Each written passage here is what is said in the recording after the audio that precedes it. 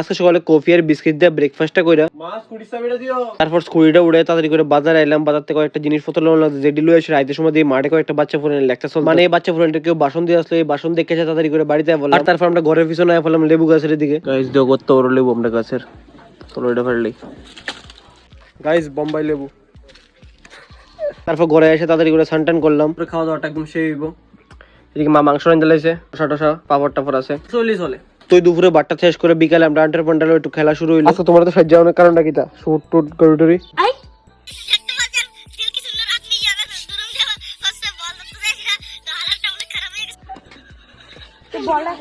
এটা আমাদের ঘন্টা বাবু দেখেন হেল্প করতেছে অনেক।